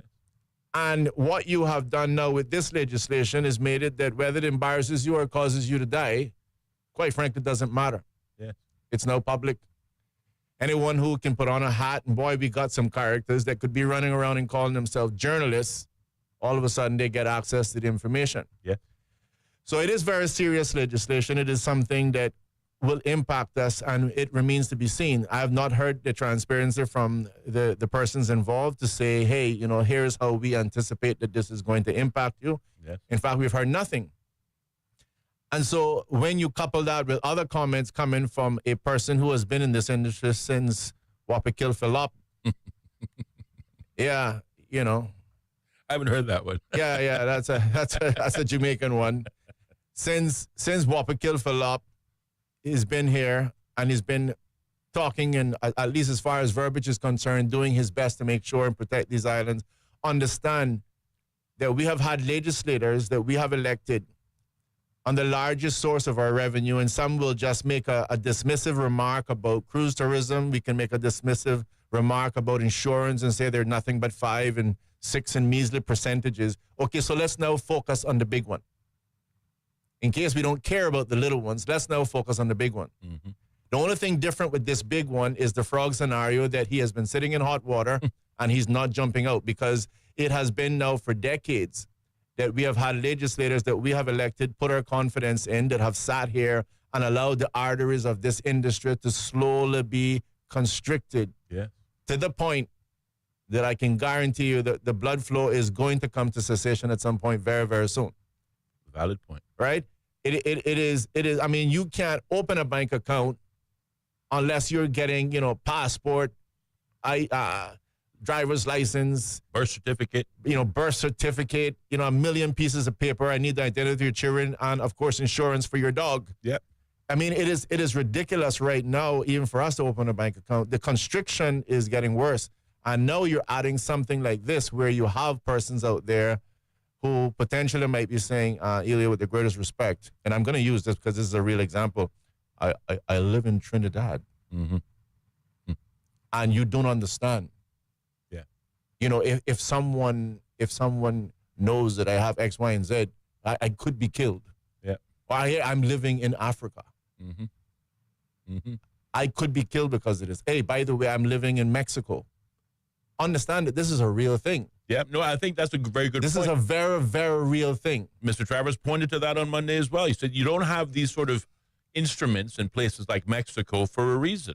Because to Ellio's point, if the average person were to find out that, their neighbor happens to be, I don't know, a tech conglomerate CEO, gajillionaire, they might, want to do some things to that person. In Mexico, they kidnap you and hold you for ransom. If you don't pay up, they kill you. And sometimes when you do pay up, they kill you anyway. So these are the real threats when we take the fundamental right of privacy and we throw open those proverbial curtains, as Ellio mentioned, and what are those consequences? So not only do we potentially could lose business, but people could, in the worst situations, lose their lives. Now, we've been saying throughout this conversation that we haven't heard it from anyone. I want us to go back and have a quick listen. Again, if this was a courtroom, this would be the prosecution's Exhibit B, with prosecution's Exhibit A being the clip from Tony Travers. The prosecution will now present Exhibit B, and that is what our parliamentarians, the people we elect, what they had to say on the subject in February of this year, just last month, during the third sitting of the third meeting of the 2024-2025 parliamentary session. The following clip includes comments from the Honourable Premier, the Honourable Leader of the Opposition, and frankly, the only one to raise any sort of alarm, the Honourable Member for Boddentown West and former Minister of Finance. So let's just have a quick listen. Beneficial Ownership Transparency Amendment Bill 2024. I recognize the Honourable Premier. Thank you, Mr. Speaker. Mr. Speaker, I beg to move the second reading of a bill entitled the Beneficial Ownership Transparency Amendment Bill 2024. The bill has been duly moved. Does the Honourable Premier wish to speak thereto? Yes, thank you, Mr. Speaker. Mr. Speaker, I rise to present the bill on behalf of the government. It is a bill that seeks to amend the Beneficial Ownership Transparency Act 2023, the Principal Act, to provide enhancement in order to ensure the continued effectiveness of the Beneficial Ownership Transparency legislative framework. The reasons for the bill, Mr. Speaker, is that the Beneficial Ownership Transparency Act 2023 was indeed approved by this Honourable Parliament in December of 2023. The Principal Act consolidates the beneficial ownership legislative framework into a single act and enhances the transparency provisions applicable to our legal persons. The amendment, Mr. Speaker, has been very well received by industry members, with praise being given at the most recent STEP conference, which was held here in the Cayman Islands on the 23rd and the 24th of January this year, which was attended by trust and estate practitioners from 18 different countries. Mr. Speaker, the access provisions of the bill have also been expanded in line with the evolving Financial Action Task Force standards by including custom and border control and a foreign beneficial ownership competent authority in the list of those who have access to the beneficial ownership information. If this Honourable House, Mr. Speaker, supports this bill, and supporting regulations will therefore be developed in order to assist with the implementation of the said amendments. Mr. Speaker, in summary of the bill, they are arranged into 10 clauses. Clause 7 seeks to amend Section 13 of the Principal Act to clarify that corporate services providers shall establish and maintain a register in relation to the legal person that has engaged a corporate services provider. The clause also, Mr. Speaker, replaces the definition of adequate beneficial ownership information. The new definition, among other things, provides that an adequate beneficial ownership information is information that is sufficient to identify a registrable beneficial owner, the senior managing official, or a trustee identified under Section 4.3. Finally, Mr. Speaker, Clause 10 seeks to amend the Principal Act by the insertion of a new Section 22A. The new Section 22A provides that the information access on the beneficial ownership register and the information relating to the access shall be an exempt matter for the purposes of the Freedom of the Information Act 2021 revision. In closing, Mr. Speaker, I wish to take this opportunity to convey our gratitude to the Minister's staff and the Legislative Drafting Department for their valiant efforts with respect to the development of these said amendments to the substantive act. Does any other member wish to speak? Honorable Leader of the Opposition. Thank you, Mr. Speaker.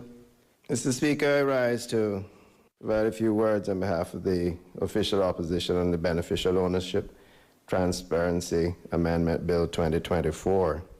Mr. Speaker, I want to thank the Honorable Premier for continuing to ensure that we as the Cayman Islands continue to strive to preserve and to protect and to grow our financial services industry. There was a lot of concern, Mr. Speaker, back in November when it seemed as if we had political instability in the country with several members of the cabinet resigning and 4 members of the government in total resigning, leaving us with a minority government. There were lots of concern, and many in the financial services reached out to us, understanding that they were heading off into major meetings and conferences where it was important that they were able to stand in front of those who were watching eagerly as to the political situation in Cayman and say to them that we are a mature democracy and that common sense will prevail and that the executive will be able to continue to run the country at such a critical time in our financial services segment leading up to the end of the year, the time-sensitive matters that we had to ensure that we were removed from the gray list. And there were a lot of people watching. And so I want to say, Mr. Speaker, that I'm grateful on behalf of the opposition, on behalf of the country and people we represent, grateful to the Honourable Premier and to the remaining members of the government, as well as to the unsung hero, and heroes, I should say, the Honourable AG and the Ministry, for picking up the ball and running as if nothing ever happened. Does any other member wish to speak? The Honourable Member for Bontown West. Mr. Speaker, thank you very much. And I want to thank the Honourable Premier for her contribution on this matter. Mr. Speaker, I am sympathetic to the members in the financial services industry, but I still have my concerns overall on beneficial ownership. You know, we have always held the view that until it becomes the main international standard or major international standard is when we'd implement it. And I can't help but wonder if we are the ones that are now paving the road with regards to beneficial ownership. I do understand for those who have to sit at the table and deal with certain individuals that to some extent, you know, their options may be limited.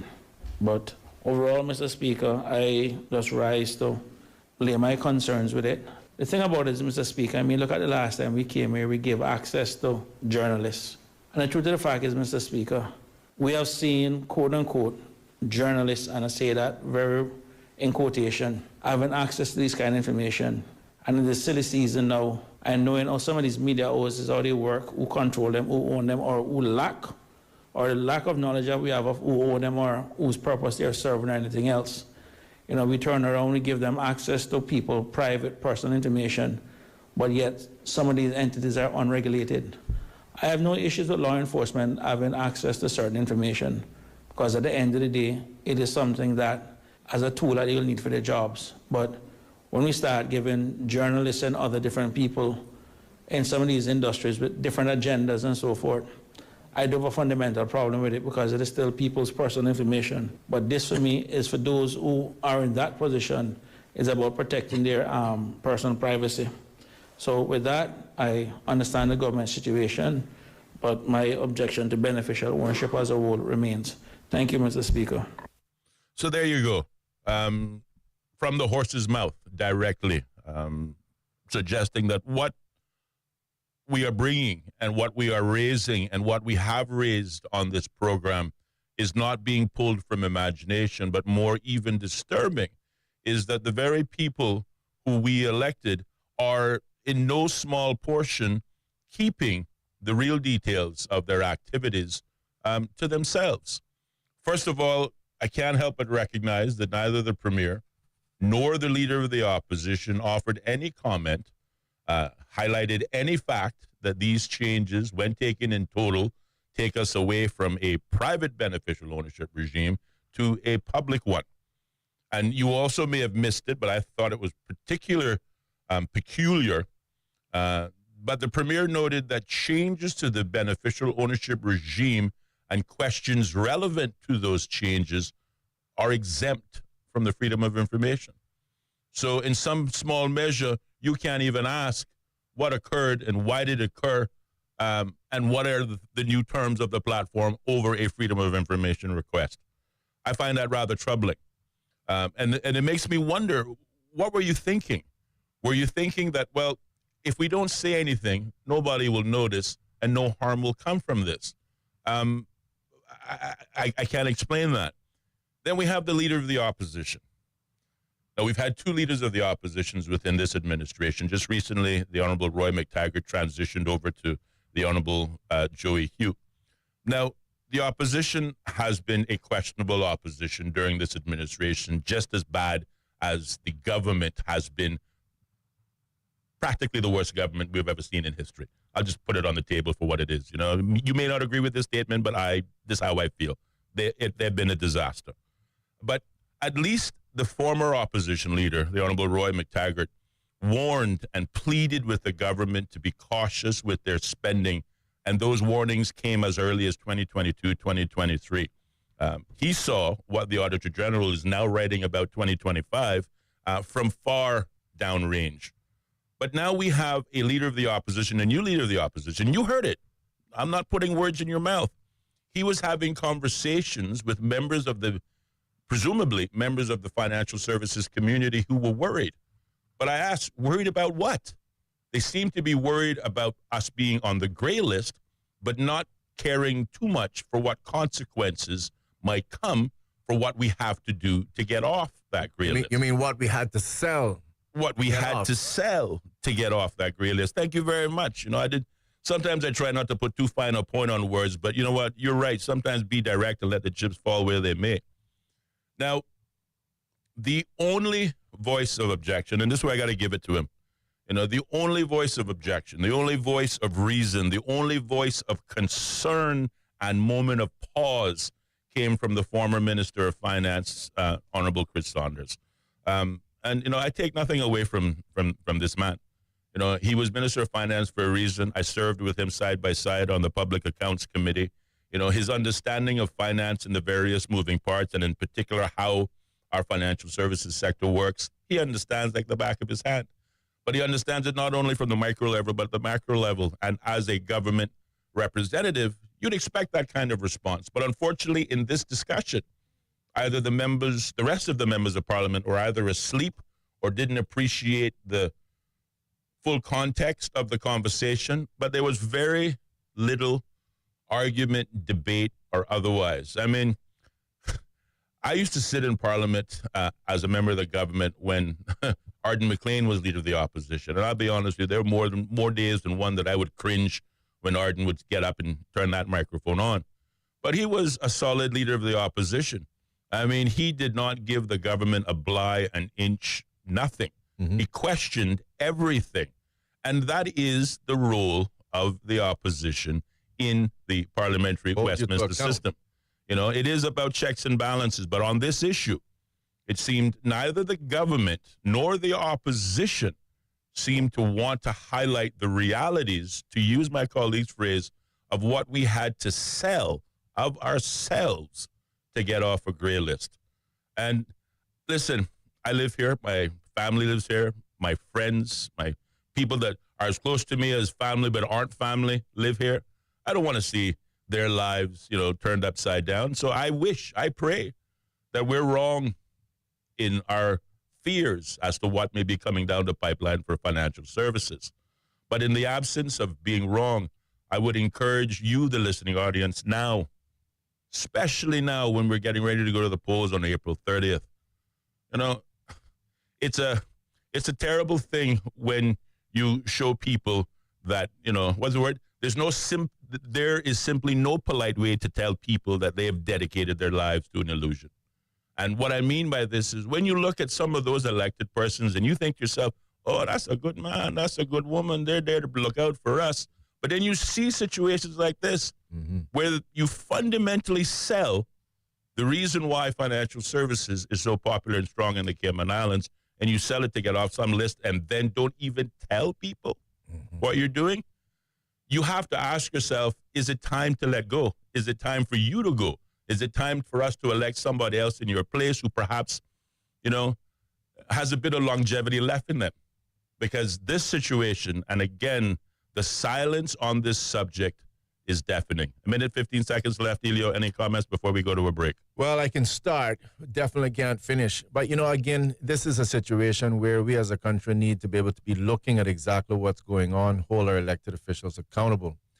If you talk about the opposition and what noise and stuff it is that they should be making, yeah, one would expect that amongst other things, you would be consulting, in this particular case, the finance industry, and helping that to form and shape your opinion. So you're not expected to know everything.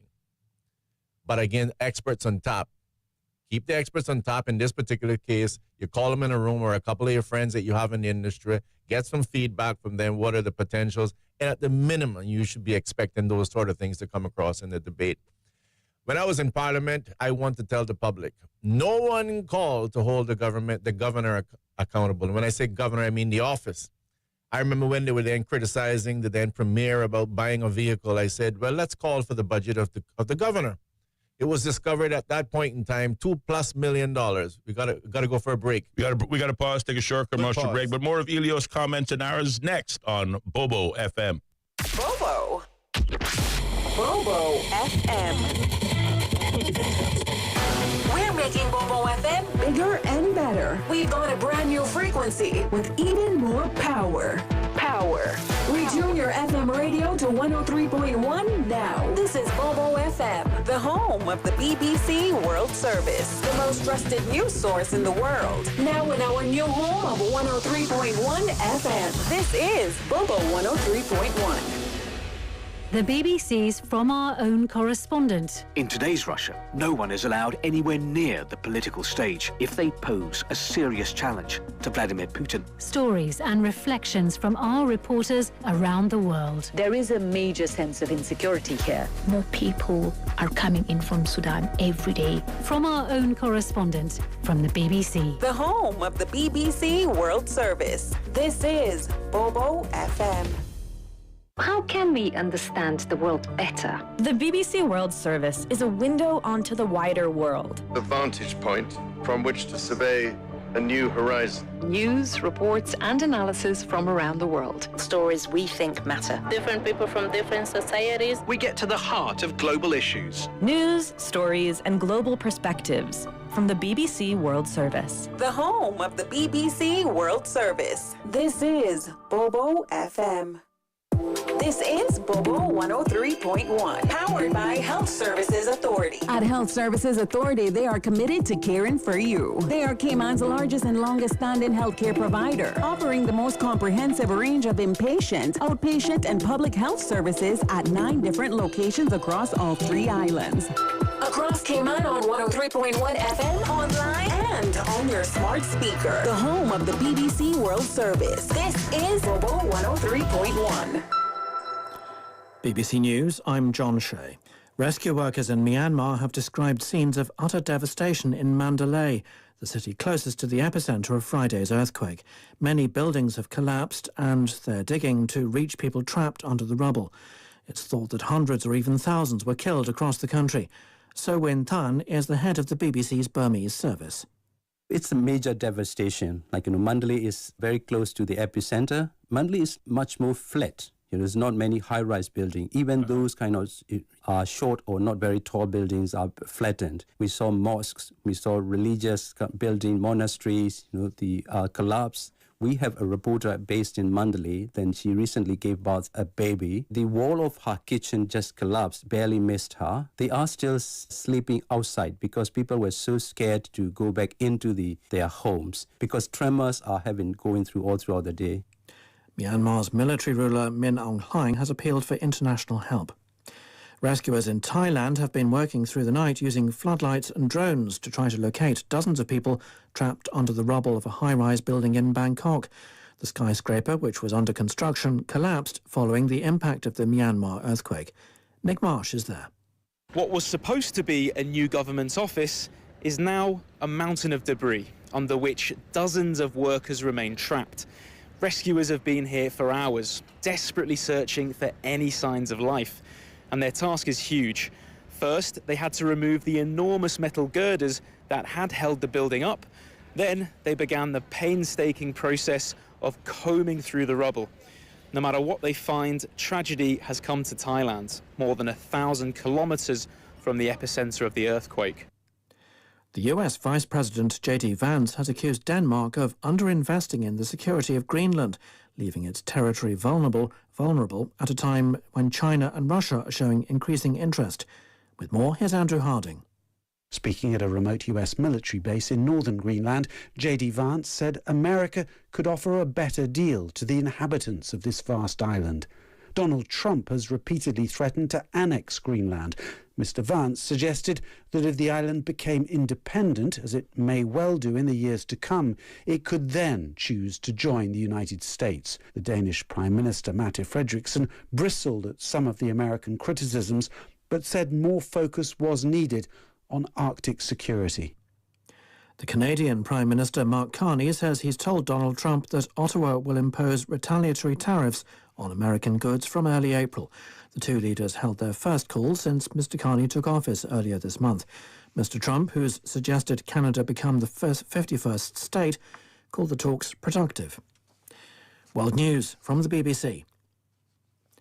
The Israeli Prime Minister Benjamin Netanyahu has said the army will strike everywhere in Lebanon against any threat. He said the army would continue to use force to implement a November ceasefire with Hezbollah. Israel's military said it had hit a Hezbollah target on Friday in southern Beirut after 2 rockets were fired from Lebanon towards Israel. Hezbollah has denied any involvement. With more, here's Karine Torbay. Luckily, it seems that everyone managed to leave the area before the building was struck. But the damage has been psychological. It woke up the trauma of everyone in Lebanon, especially people living near the southern suburb of Beirut, and more so for the kids around that area, because the building that was targeted was a few meters away from a big school. The Ukrainian President Volodymyr Zelensky says his government is scrutinizing the text of the latest minerals deal it's received from the United States. He described it as an entirely different document from the earlier framework agreement reached with the Trump administration to ensure continued US support. Mr. Zelensky said it included many things that had not been discussed, as well as others that had already been discarded. Sweden's foreign minister says a Swedish journalist has been detained on arrival in Turkey, where he was to report on continuing anti-government protests. Joachim Medin, who works for the newspaper Dagens etc., has been in custody since his arrest on Thursday. The M23 rebel group in the Eastern Democratic Republic of Congo has agreed to facilitate the immediate evacuation of Southern African Development Community troops from the region. The 16-nation regional bloc decided to end the deployment earlier this month. Over a dozen SADC soldiers have been killed in the ongoing conflict. The forces will be permitted to leave with their weapons and equipment via Goma Airport. BBC News. Views and opinions expressed on Straight Talk with Austin and Ellio do not necessarily reflect or represent the views of Stingray Media, its staff, or contributors. Callers to the program accept full responsibility for the views expressed. The show host and affiliates are not liable for any statements made or any harm claimed. All callers to the program indemnify Straight Talk from all claims. Offensive, defamatory, or unlawful content will not be tolerated. Be a part of the conversation by calling 745-2626. Now, here's Straight Talk with Austin and Ellio on Bobo 103.1. Ladies and gentlemen, welcome back to Cayman Crosstalk, but not Crosstalk. Straight Talk with your host, Austin Harris, and myself, Ellio Solomon.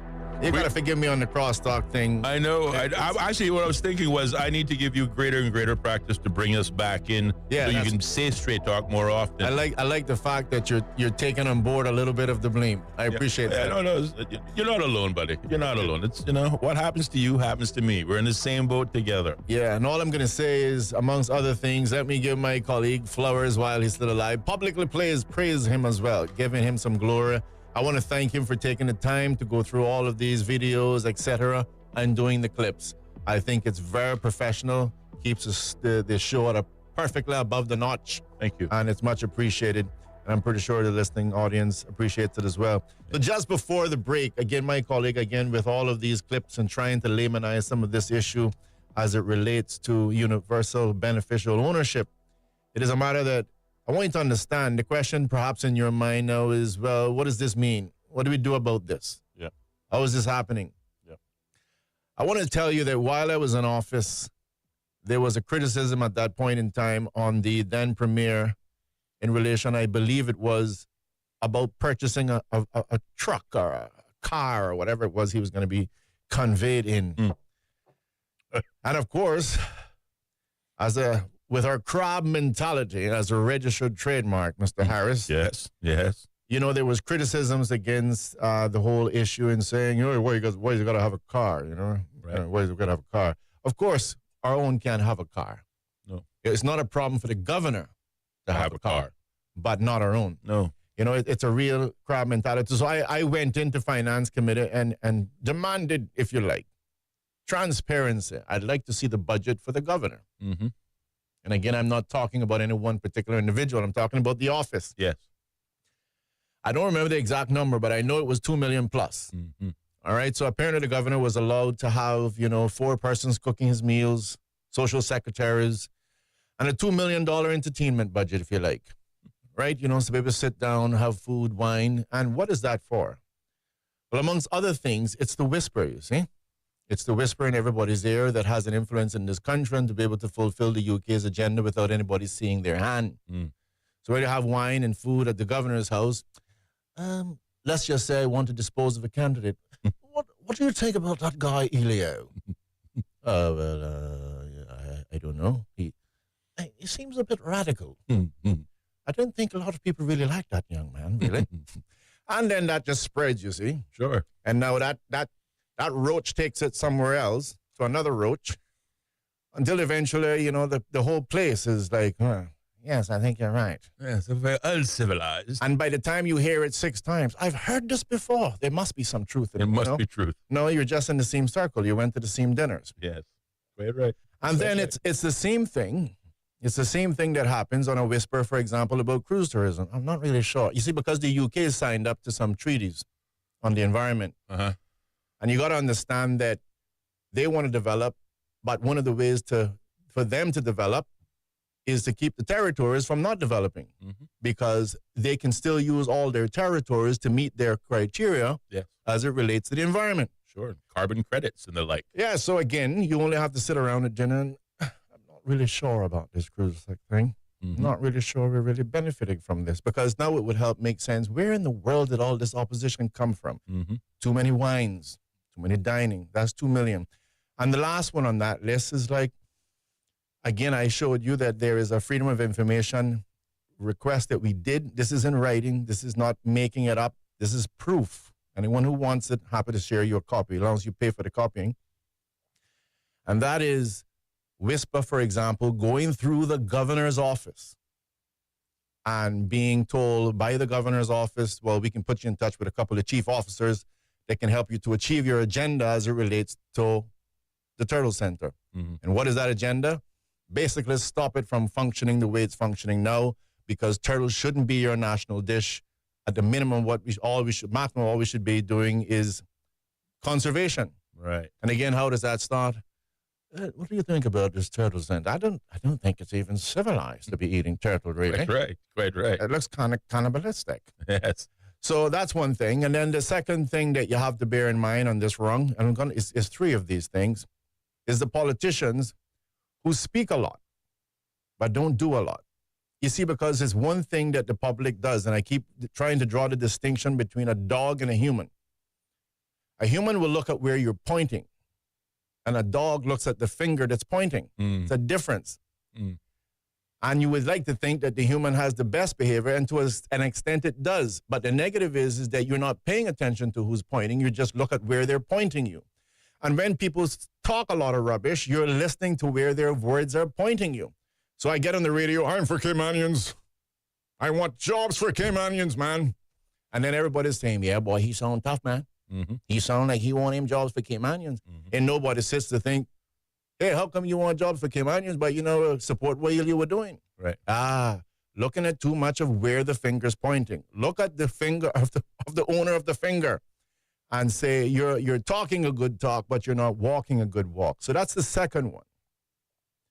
And the third and final one is the reform that we, as members of the general public, I would like to say that not everyone is involved with this, but it is the royal we, is that we have to get past this need to be placated and idolized and recognized and whatever other eyes it is by these politicians and or the governor. Because having someone give you a bear, having someone oh man, can you imagine? I get invited to dinner down at the governor's house, you know. Boy, you see that? We're moving up in the world. We're moving on up. Or he showed up to my wedding, the funeral of my father, or whatever it is, get past it. We have to get to the point where we're actually looking at understanding that these issues are important. They're going to impact us. They're going to impact our children and our grandchildren. And that's what we need to stick to. So on those three things, I want to say beneficial ownership, as my colleague has rightly done in a very professional manner, is something that needs to be addressed. The largest source of government revenue, and arguably in the country, has been under attack for decades. And it is a slow attack. It is a slow attack, just like a heart attack in the human body. It doesn't happen overnight. Yep. But after enough cholesterol, after enough bad diets of poor regulations, and the list goes on, the arteries are constricting. And if we don't do something to remedy this problem, financial services very soon will have a heart attack. Yeah. And again, what can we do about that? We need to do our best to try to repeal some of this legislation, because in this particular case, I would like to believe that all of these parties involved could, at the minimum, have been very transparent with the public. Here is what they're doing, and we don't really think this is good for us. Yeah. We have a constitution as well, as Austin talked about in terms of Europe. We have a constitution also that says right for privacy. Why not invoke it? Why not be able to say to the UK, hey, you know, we could consider this, but hey, we need to run this through the proper committee. Yeah. After all, we're infringing on a constitutional right that you said we needed. Yeah. And by the way, it should be stronger in Cayman because ours is codified. The UK doesn't have a codified constitution. They're just made up out of a series of acts. Right. Statutes. So all of these things, in my humble opinion, could have been done, but it hasn't been done. And something at the end of the day needs to take place, and hopefully it can take place as quickly as possible. So again, I want to encourage the public. Let's make sure that we give every candidate that's running in this election a fair chance. Listen to them, hear what their thoughts and ideas are, listen to how they speak about it. Does it sound like they've actually sat and thought about this, or are they reading it off a piece of paper? It's a myriad of different things. And just for stress, some might be very intelligent as well and might be able to implement it, but just not necessarily as eloquent as Austin. Or as Ellio.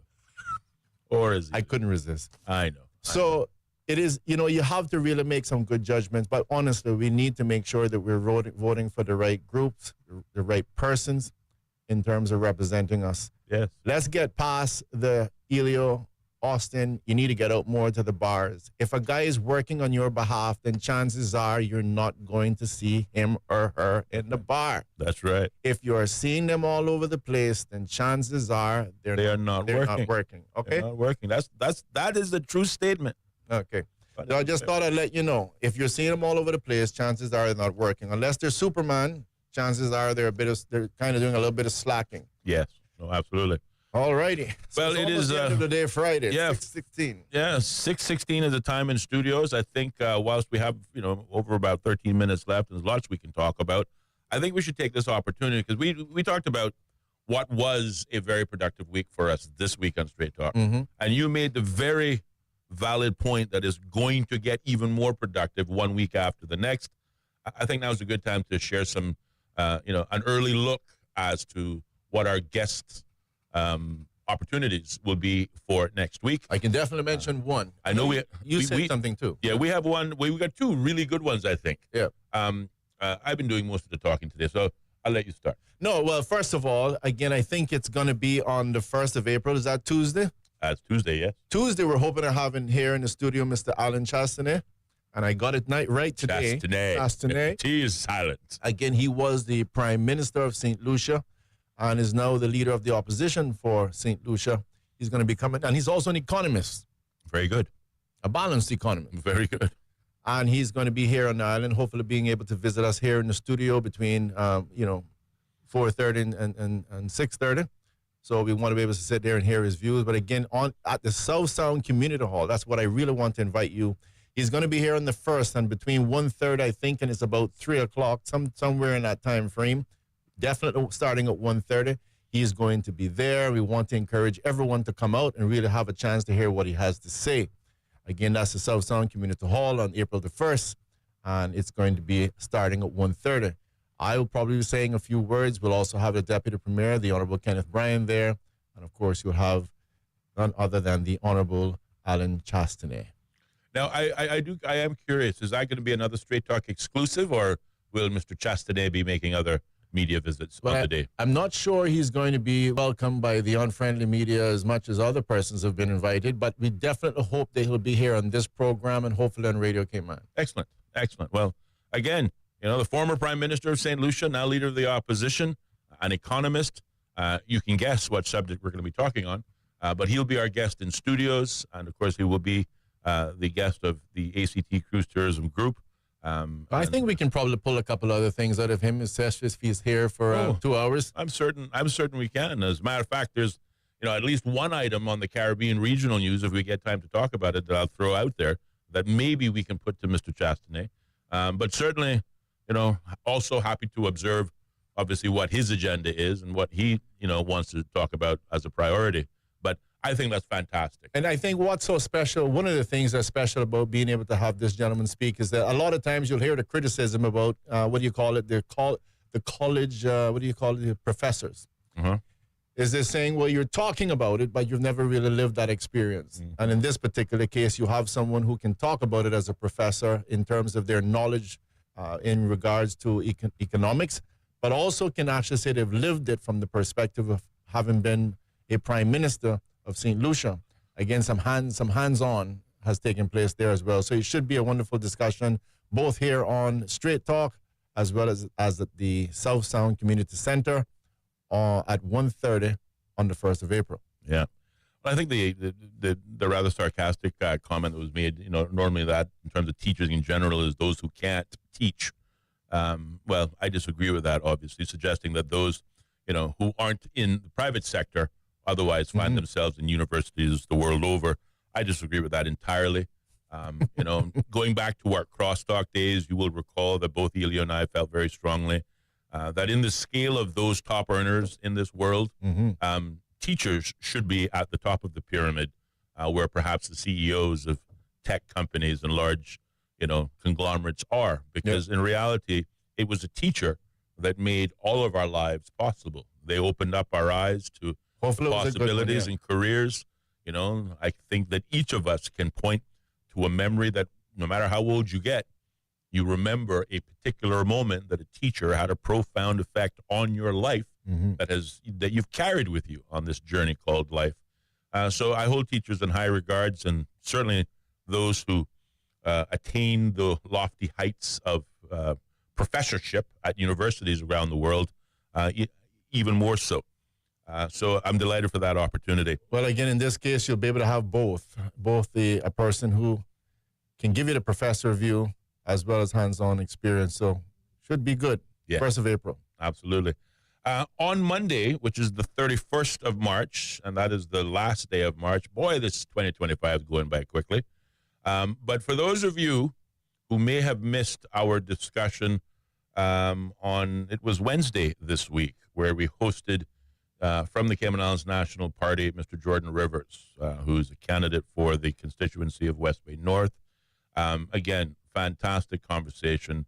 We're not just banging away at this because he was a client of ours, but I tell you, he moved us. He really did. He moved us at a personal level and even at an emotional level. For those of you who may have watched our show on our live stream on YouTube, Instagram, or Facebook on Wednesday, there are even people, I'm told, that are chasing down Mr. Rivers' mother in supermarkets saying, listen, I heard the interview was so good, but I can't find it. Where do I find it? Where do I go back to it? Well, here's the good news. Whilst you can find it, and you just go to stingraymedia.com, click the Bobo FM link, and from there find the podcast, and there you can get access to the last 7 shows, albeit in audio, or if you subscribe to our YouTube channel, Straight Talk Radio Show on YouTube, as a subscriber, that gives you access to our archive, and you can go back and not only hear it, but see it as well. But if that's not good enough, we will be once again hosting West Bay North candidate for the Kamloops National Party, Mr. Jordan Rivers, on Monday evening, again at 5 to 6 p.m. Might even extend it a little longer because I'm anticipating that not only will he bring more top-level and, I dare say, enlightening recommendations as to why he should be the next MP for West Bay North, I suspect from the rumors of our fantastic first appearance with him this week, Wednesday, that a number of persons might want to call in or offer their congratulatory or complimentary remarks for obviously some of his. Yeah, we definitely got comments. a lot of those. We got a lot of those on Wednesday, but I don't know. I get this feeling that there will be a lot more coming in on Monday. So on Monday at 5 o'clock, of course, the show goes live from 4:30 to 6:30. But as we say, we tend to be more jovial for the first half hour, and then we get down to business after 5 o'clock and thereafter. Well, we're going to once again get down to business with Jordan Rivers on Monday at 5 o'clock. And if you miss it on Wednesday, I'm trying to give you an opportunity not to miss it on Monday. Of course, we will share these details live over our social media over the weekend and certainly on Monday. But again, don't miss it on Monday. Don't miss it on Tuesday. And if all continues to go as well as it has been, Wednesday and Thursday are sure to be standout days as well.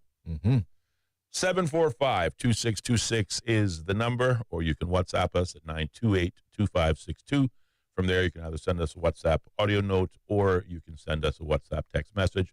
Either way, we will take it, we'll receive it, and we'll share it with you as we get it. I'm just looking at one message as to see whether or not. I'm looking for a video. You're looking for a video. I'm trying to read a statement here. It says, I don't know if this was meant for public consumption. That's a challenge with WhatsApp. You get a lot of messages, but most of the times that was just for you, Bobo. I didn't really want you to say that on live on air. You know what I mean? And when I do that, I'm always looking out for the choice of words being used. There's no squelch button on this. There's no squelch button on the WhatsApp message at all. Yeah. I'm looking for a video where I heard one of the media houses playing something from Miss Dukaran. I'm trying to. I wanted to say something there. I thought she was buried, taken care of. I attended the funeral myself. Well, there's some magic healers out there trying to resurrect the issue. Oh, my goodness gracious. I thought when you put something in the grave, Ellio, you put it there permanently, dear boy. I mean, are you slipping? I was present. I was dressed accordingly. You saw me on that $2 million budget, Austin. I had a front row seat to the activity. Don't tell me. Yes, surprisingly enough, we do that accent very well. Sometimes you've got to dig a little bit deeper than 6 feet. If you know what I mean. Sometimes you do. Reinforce it with concrete and steel and like to make sure they stay buried. You say when deep 6 just isn't deep enough. 745-2626. Somebody call and save us from ourselves. We got about 3 minutes left. You better pray I don't find this thing here. I better pray you don't find this thing. All right, in 2 minutes, let me just share this. I wasn't going to share it, but you know what? We're on the subject of financial services. Let's take a look at what's going on in the Caribbean region. Maybe we'll ask our St. Lucia ex-premier, now leader of the opposition, in an article that appeared on... Oh, there you go. You found it? Oh, no, that's the wrong one. All right. In an article that appeared on Wired... That ear is sharp, though. What do you say? That ear is sharp. That's sharp. Yeah, it has to make a noise, man. Boy, On an article that appeared on Wired JA, it says a landmark commitment to Africa-Caribbean economic ties. Afrexim Bank will construct a $180 million twin-tower trade complex in Barbados. The announcement comes as the Pan American financial institution revealed it has increased its overall investment target for the region of $1.5 billion to $2.5 billion. The ambitious Afrexim Bank Africa Trade Center will serve as the institution's flagship presence in the region, hosting not just offices, but also technology, incubation hub, small and medium-sized enterprise facilities, conference centers. The groundbreaking for this landmark project is scheduled for March 2022 of this year. Why is all of this important? Well, okay, so a lot of the Caribbean islands, particularly the Eastern Caribbean islands, they've been dealing with Afrexim Bank and because as a primary trading partner. But there is a school of thought that asks the question, why are the African banks dumping or prepared to dump as much as $2.5 billion into the Caribbean region? And those who scratch their head about that question take it the next logical step forward. Is it African money or is it Chinese money? You might ask, well, what does it matter if it's African or Chinese?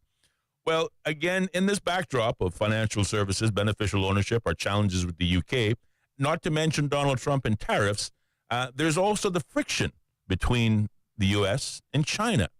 And if we get a rush of Chinese money in the Caribbean against the backdrop of what we talked about is going on in this part of the world, it won't be long before the Cayman Islands start to feel these tensions, and the same tensions that you see Donald Trump targeting at places like Greenland and Panama and elsewhere may very well be directed in this part of the world, but focusing on this influx of Chinese capital in the region. This is something we're going to continue to watch. It's nothing more than, a guess right now, but this is how your show Straight Talk stays on top of the issues, either here at home or across the globe and in the region. That's all the time we have for you today. Tune in on Monday right here on Bobo FM.